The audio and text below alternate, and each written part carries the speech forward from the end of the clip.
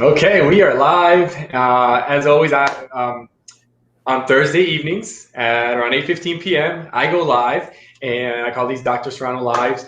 And this is the time where I get to reach out to local professionals, local practitioners, or people from across the U.S. that can speak into the health journey we're all on. So I'm excited because the topic that we're talking about tonight is one that a lot of people hear about this, but they don't really understand or know exactly kind of what to do or where to start with this. And what we're talking about tonight, I think it's very appropriate because school is starting up, and we're going to be talking about the differences between sensory processing, sensory integration, and how that affects learning. So I'm super excited. I have Amy. She's a good friend of ours. She is going to be on here. She has her master's in occupational therapy, and throughout her career, she has worked in a bunch of different settings, but a lot of those have always steered her towards pediatrics. And with that, I'm going to read. She also has a bunch of training and certifications, which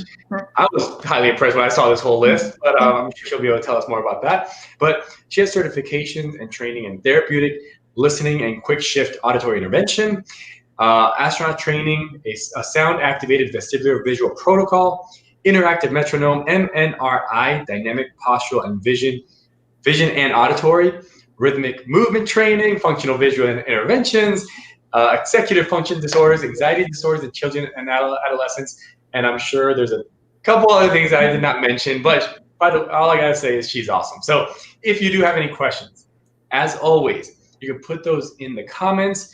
If you're watching this live, we'll try to answer those live. If not, I promise that I will chat with Amy, or either her or I will somehow get you the answer that you're looking for. So I'm not going to delay anymore because I know we have a ton to cover. So I am going to bring Amy on. Let me see here. And there she is. Hello. How are you doing, Amy? Good. How are you? Good. Well, as you know, the topic tonight, we're going to be talking about sensory processing and integration, kind of the difference there, and on the sensory integration part, really how that affects learning. And now with kids going back to school, I think this is a perfect topic. I think a lot of parents that watch or listening, will get a lot of good takeaways from here. So I'm gonna let you start. Like, how did you get into this? Where's your heart behind all of this? And we'll go from there. Yeah, so I actually started to go to school for physical therapy. I had some injuries with some sports growing up, and I had to do some pre-program like volunteer hours. And one day the physical therapy practitioner was gone, so I followed an OT, and I was like, wow, this is so cool. Like, all the interventions are so different. It wasn't just the same exercises over and over for every patient. Everything was so individualized and brought in, what that person really wanted to get out of their daily life and function. So that was really cool. That's awesome. Yeah, just on that alone, let me kind of, just for clarification for people, if somebody's watching that doesn't really know, what's the broad difference between like physical therapy and occupational therapy, which is your degree? Yeah, so physical therapy, I mean, it's in the name. You're going to do physical movements, range of motion to rehab an injury or some type of stiffness or malfunction in the physical body. And then occupational therapy looks at the whole person a little bit differently, and we look at function. What do you value in life, and what do you want to do on your own and live your life to the fullest? So. I love that because as many of you know, and I know you know, obviously we do the chiropractic portion in our office, and our whole thing is, hey, how do we increase function in the body when it comes to healing? And outside of the office, I do functional medicine, metabolic testing, all that stuff virtually, and that's the big key. It's about function. We're not just these algorithms of people that we're going to plug into a formula. It's like everybody's an individual. We have to chat through what are you looking for, and let's hone in something specific. So I love that. Yeah. All right. So with that all said, let's jump right in. Sensory processing, sensory integration. What is the difference there? Because I think a lot of times parents or people out there, we just use this interchangeably. Yeah. And I think, as you said, there is a difference there. You kind of taught me a little bit about that. So can you tell people about that first? Yeah. So sensory processing is the detection of input or information from all of our senses. So we have 8 senses, not the typical just 5. So it's sight, hearing, taste, touch, smell is your basic 5. And then you also have proprioception, which is movement and input to our joints and muscles. And then we have vestibular, which is our balance system, and that's in the inner ear. And then we also have interoception, which is information coming from our visceral organs, digestion, heart rate, that kind of thing. So that's also a sense that a lot of people don't know much about. But sensory processing in general is the detection of those senses and the transmission of those information pieces and inputs to the brain through the central nervous system. So then once it gets to the brain, the sensory integration happens where we're organizing and putting that information to use in a functional and adaptive way. So 80% of that brain function is input and processing input coming in. So only 20% of our brain's job is to produce an action, whether that's a physical action, a verbal action, or anything like that, some type of output, which I think is incredibly amazing. Yeah, no, absolutely. And when you think, I'm just going to talk chiropractic here because that's where I'm at, but think chiropractically speaking, a lot of people, and when we teach chiropractic, a lot of times kind of at a surface level, we teach, hey, the brain has to communicate with the body. But what we're not really teaching, when you dig deeper into it, it's when the spine's not moving and the nerves aren't communicating with the brain literally is losing input. And like you said, 80% of that input, the brain needs that to be healthy. It's just like a muscle. It doesn't, if you don't put input into a muscle, it's going to atrophy. The brain's the same way. If the input's improper, you have improper input, you can't get the right output to begin with. So yeah, that's awesome. Okay. Yeah. A couple other things just about sensory integration in general is as many as 1 in 20 people can struggle with some degree of sensory processing or integration difficulty. And it's not like I have perfect sensory processing or integration, or I don't have any at all. So some people can have, really good sensory processing and integration, and some can have, more average, and then there's people walking around that have poor sensory integration and they still do function because the brain is so amazing and it's so adaptable and, plastic that it gets through it. Yeah. So when you say plastic, I just mean it's still able to change. And, moldable. Yep. Yeah. So, great. So with that all said, parents are going to be watching this. You're going to say, okay, or, I think my child might have something. What are some things they might be able to see or look for? Like, well, how do you know? You said 1 in 20, you said, or 20%? 1 in 20 of the just general population. That's 1 in 20 kids. Yeah. How would they know? And are there differences in age groups? I mean, tell me a little bit about that. Yeah. So we'll just kind of cover, younger kids and then like school age kids. So like in infants, toddlers, preschool age, things that you could see would be, delayed motor skills. Those are a big red flag. Whether they are late to develop or they completely skip over skills such as crawling. Crawling's a really big one that kids like skip over and they go from, like kind of creeping to just like flat out walking. But crawling is so important because it gets both sides working together, top and bottom. And it really helps the brain communicate left and right sides, which is really important for learning. Can I tell you a little story about that briefly? Yeah. One of my mom, or no, some of our parents, moms and dads, right? They have their little babies, and they want, when they have grandkids, they just want them to walk right away. Like, are they walking yet? So most of our kids didn't walk to like 14 months because we encouraged crawling, but one of them wanted to skip the crawling phase and kind of did. So what we did was like, for a long time, for like months, years, actually, we still probably do this sometimes at their house. We would all get on the floor and play like zoo animals so they can crawl around. So you see like my 6-year-old and like my 4-year-old and my 12-year-old crawling around. We're just trying to integrate our brains, right? Absolutely. That's awesome. Yep. So anyways, I just thought that as parents, sometimes we think, oh, our kids, they need to walk right away, and we're always picking them up. And I think that's a great takeaway for any parent. And we have a lot of young moms in our office, let them crawl. They'll get to walking. You've never seen an adult just crawling around. Like, they'll get there. Yes. Yes.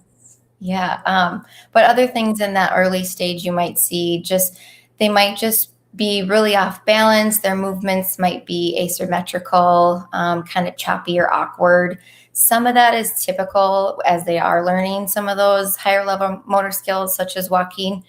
But you'll know if it's beyond what's maybe normal. I mean, you'll see your other friends that have kids the same age, and their movements aren't quite as awkward or choppy.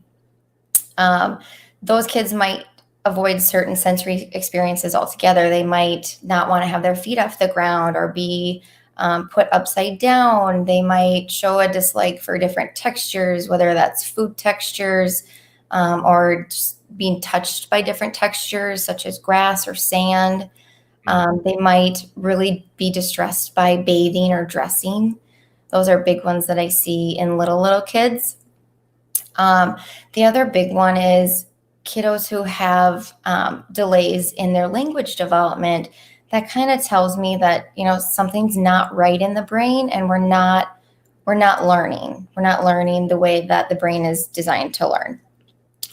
So I encourage parents all the time that if their child is a late talker, even a late talker, not even, considered delayed, to look at getting an OT eval just to see if there's anything else going on that they're missing and help support that child's development. Awesome. And then the preschoolers. Yep. So that was like infant, toddler, preschool. Okay. And then school age you're going to see a lot more what I call signs or symptoms related to learning. So these kids are going to be the ones that might have difficulty with fine motor skills, handwriting. They might really not like to read, or especially read out loud at school. That's really challenging. These are also the kids who tell you that reading is boring, but really it's just hard. Gotcha. These kiddos who might have some sensory stuff at school might also fall out of their chairs. They might have to kind of touch everything in the room or stand too close to others, kind of get in people's personal space. They might have a hard time regulating themselves or calming down. They might struggle with transitions. Other things that you might notice at school, they might have poor memory retention. Being able to tell you what they did at school that day might be really challenging. And a lot of times those kids will kind of get labeled as the lazy kids when they're really not lazy. They're just really struggling to keep it together at school and not melt down because things are so hard. Anything else would be like they might not be able to pay attention to the teacher and also take notes. So they can't have their eyes and their ears on at the same time, which kind of gets into the integration piece where when we integrate and organize all these inputs coming in simultaneously, they can't do that. They can't have auditory input and visual input come in at the same time and filter and know which to pay attention to, which is more important. And those are the kiddos that, you might see as naughty, or the ones that are, not paying attention. They're constantly moving and shifting. They're trying to get to this homeostasis where they can function at school, and it's just not working for them. Gotcha. And so with all that, I've got a couple questions. I got a bunch of questions that came up in my head. I just kind of put it in order. So first, is there an age where you'd is there a better age to get to something like this? Is there a better age, or does it not matter, like at any point? So at any point it's appropriate. Obviously the earlier the better. We can kind of prevent things from getting too out of hand, to where they're, having anxiety about going to school, because learning is so challenging. So the sooner the better.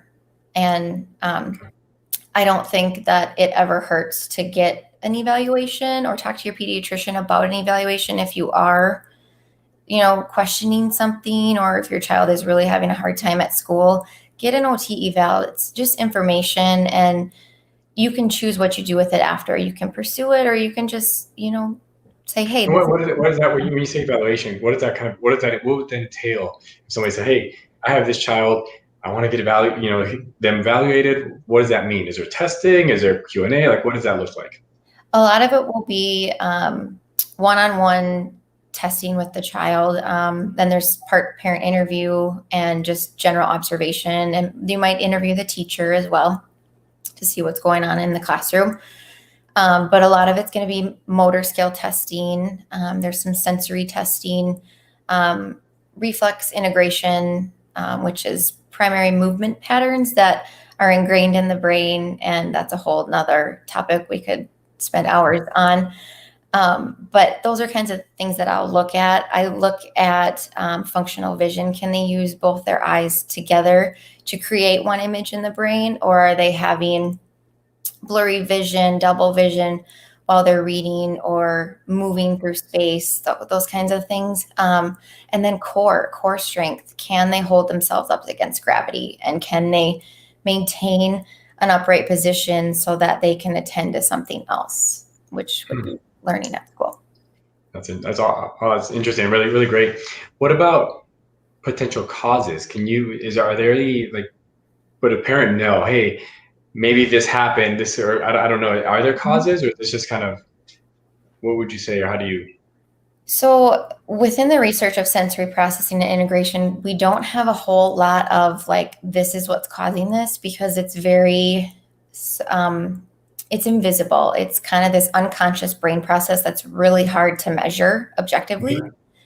But I would say, you'll have this gut feeling that something's off. But I'll use my son as an example, that he is a twin, and he's really gravitationally insecure, meaning he doesn't like to have his body out of the upright position. So he didn't like to be inverted. He didn't like to have his feet off the ground. We didn't like to swing. And interestingly enough, in utero, he was breached the entire time. So he never got that input of being upside down in utero to engage that vestibular system. So we've been working on those kinds of things here at home.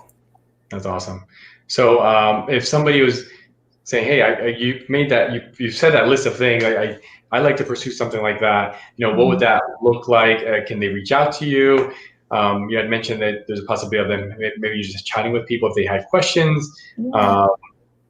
Tell me a little bit, is that okay? Is that still on? Absolutely. I would love to chat with anybody who's, questioning things, or just has more questions and wants some answers, or maybe has specific questions to their child or their situation. I'm not currently practicing, but I can help find somebody who would be able to evaluate and treat if needed. So yeah. I'm sure. You have a bunch of resources, I'm sure, as well, so you can help parents with. So if they want to reach out here, I'm going to go ahead and put one of my banners up. They can reach out at our office. Is that it? Where's mine here? Let me see if I can find it. I don't have my email up here. Okay. So just info@ignitechiropractic.com. They can reach out there, send an email to the office, and I'll get you guys connected. And that way they can kind of, reach out if they have any questions. Is there anything else you want to chat or tell anybody on this whole topic that you'd like to? Yeah, actually, my sister and I have started a blog to help get some of this information out to parents. It's called Sisters in Sensory, and she's also an occupational therapist. So kind of works. Awesome. Plan works there. What's the website there? Is there a website? Yeah, www.sisters and is spelled out AND sensory.com. Tell me if this is correct here. So you can see that. Is that good? Yes. Yep. And we're also on good work on this side. I'm sorry, what were you saying? We're also on Facebook and Instagram, and we give out a lot of movement activity ideas, and then we do a Friday focus post, which we pick a topic and we educate you on that.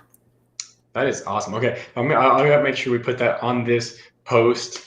And I will link them to your Facebook and Instagram as well. So thank you for being on here. I know you have resources on this website and through the blog. And like I said, they can reach out to the office, info@ignitechiropractic.com.